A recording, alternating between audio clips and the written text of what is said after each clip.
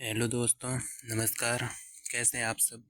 I hope आप सब बढ़िया होंगे और आप भी MPPNST काउंसलिंग सेकेंड राउंड के उनके अलॉटमेंट लेटर के वेट कर रहे होंगे।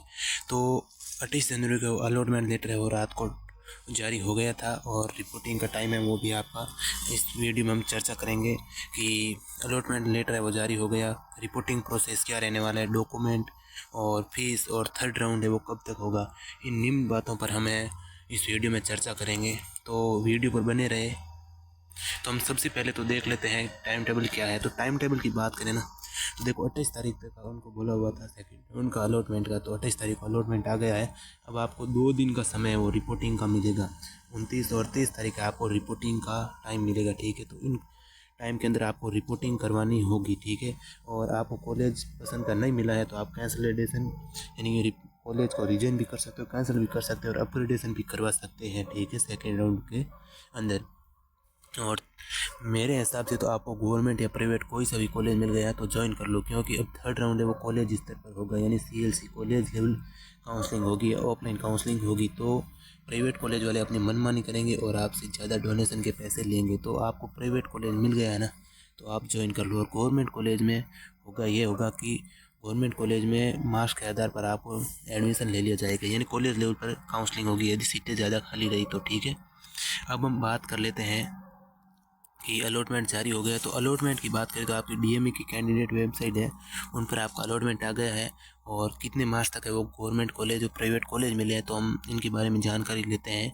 और लगभग देखो सेकेंड राउंड के अंदर 4700 बच्चों ने लगभग पार्टिसिपेट किया था, ठीक है।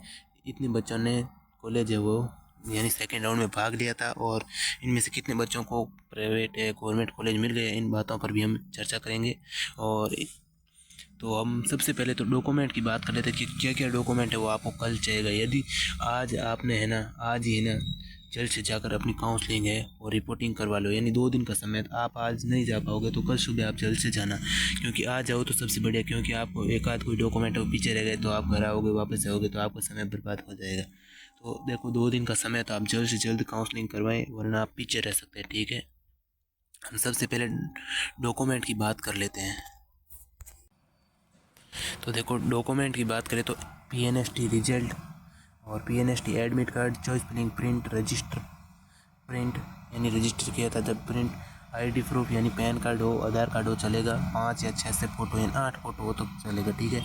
Income certificate, domicile certificate, category certificate, ठीक है। और गैप और बॉन्ड और मेडिकल सर्टिफिकेट चाहिएगा आपको। और PNST का अलॉटमेंट है वो भी आपको चाहिएगा, ठीक है। यानी आपको आज अलॉटमेंट हुआ तो आप वहाँ से DME की साइट पर से डाउनलोड कर लो और वहाँ प्रिंट निकला होगा। और DME का अलॉटमेंट लेटर वो भी आपको वहाँ पर कॉलेज के अंदर चाहिएगा, ठीक है। और यदि आपको DHS की कॉलेज मिली तो आपको फैमिली के साथ फ़ोटो भी होना वहाँ पर अनिवार्य है। ये डॉक्यूमेंट है वो आपको चाहिएगा। आप टाइम पर है वो आप वहाँ पर लेकर जाए और रिपोर्टिंग करवा दें, ठीक है। और यदि आप कैंसलेशन करवाना चाहते हो तो भी आपको कॉलेज लेवल पर प्रार्थना पत्र है वो लिख कर देना होगा और वहाँ से आपका कैंसलेशन हो जाएगा, ठीक है। अब हम बात कर लेते हैं, तो लिस्ट देख लेते हैं किन किन को कॉलेज मिला है, कितनी रैंक तक कॉलेज मिला है, ठीक है।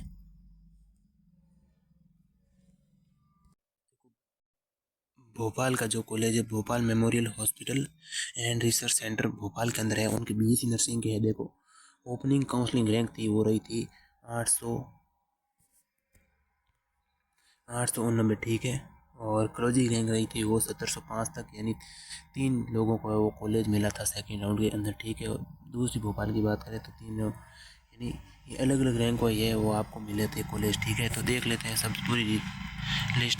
ये आपको लिस्ट चाहिए तो हमारे व्हाट्सअप चैनल से आप जुड़ सकते हो, वहाँ पर मैं अपनी लिस्ट है वो डाल दूंगा, ठीक है। ये लिस्ट आराम से आप देख सकते हो। अब हम कैंडिडेट लिस्ट देख लेते हैं किन किन को कॉलेज मिला है और कितने मार्क्स तक कॉलेज मिला है, ठीक है। तो देखो ये है कैंडिडेट लिस्ट, ठीक है। सेकेंड राउंड अलॉटमेंट लिस्ट है, MP state combined, BSc nursing GNM counselling 2024, ठीक है। 28 तारीख को हुआ था। अब देखो ये इनके देखो मार्क्स आए थे 68 नंबर, ठीक है। 68 नंबर आए थे। इन्होंने गवर्नमेंट कॉलेज में फर्स्ट राउंड के इनको जबलपुर मिल गया था, ठीक है। उन्होंने अपग्रेडेशन करवाया, उनको नॉट अपग्रेडेशन हुआ, यानी कॉलेज दूसरी नहीं मिली और इनको यही कॉलेज है वो फिक्स हो गई है, ठीक। अब इनको ज्वाइन करना पड़ेगा, ठीक है। अब देखो लास्ट है ना 28 नंबर तक आपको प्राइवेट कॉलेज मिला था, ठीक है। लास्ट है ना 28 नंबर तक आपके आए थे, उन्होंने सही काउंसलिंग की तो 28 नंबर तक आपको कॉलेज मिल गया था, अलॉट हो गया था, ठीक है। ये भी लिस्ट आपको चाहिए तो मैं अपने व्हाट्सअप चैनल पर डाल रहा हूँ, वहाँ से आप डाउनलोड कर सकते हो, ठीक है। और व्हाट्सअप चैनल की लिंक है वो मैं डिस्क्रिप्शन में दे रहा हूँ, वहाँ से आप ज्वाइन हो सकते हो। तो आज के लिए इतना ही। Thank you for watching. और मेरा बोलना है कि आप 2 दिन के अंदर काउंसलिंग करवा लीजिए और जल्द से जल्द है वो अपनी एडमिशन ले लें। तो अब फ़ीस की बात करें तो फ़ीस है देखो 28,000 से 30,000 रुपये है वो DMA कॉलेज के लिए फ़ीस है रहने वाली है, ठीक है। और DHS है वो फ्री है, ठीक है। और प्राइवेट कॉलेजों की बात करें तो 95,000 से लेकर 1,00,000 रुपये तक है आपकी फ़ीस रहने वाली है, यानी 1,10,000 के लगभग आपकी पूरी कोर्स मनी होकर सब पूरे हो जाएंगे, ठीक है। First year, second, third year, fourth year के 55,000 रुपये लगेंगे, ठीक है। तो ये है फीस। और थर्ड राउंड काउंसलिंग है, तो देखो थर्ड राउंड काउंसलिंग की बात करें ना, तो देखो थर्ड राउंड की काउंसलिंग है ना, अब देखो ये है 31 जनवरी तक है काउंसलिंग संपूर्ण करवा देंगे, यानी फर्स्ट सेकंड राउंड की काउंसलिंग को 31 जनवरी तक है वो हो जाएगी। तो देखो 10 फरवरी तक है ना ये कॉलेज लेवल पर काउंसलिंग करवा कर 10 फरवरी तक आपकी थर्ड राउंड की काउंसलिंग है वो भी लगभग हो जाएगी, ठीक है। तो 10 फरवरी तक आपकी थर्ड राउंड की काउंसलिंग है वो या तो कॉलेज स्तर पर हो जाएगी और या आपको फिर से रजिस्ट्रेशन का मौका देकर ऑनलाइन काउंसलिंग है वो भी हो सकती है। और काफ़ी बच्चों का है कि थर्ड राउंड में रजिस्ट्रेशन होगा या नहीं होगा। तो देखो रजिस्ट्रेशन ऑनलाइन काउंसलिंग होगी तो उनका रजिस्ट्रेशन होगा।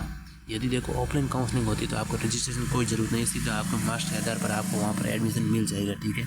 तो थैंक यू फॉर वाचिंग। आज के लिए इतना ही।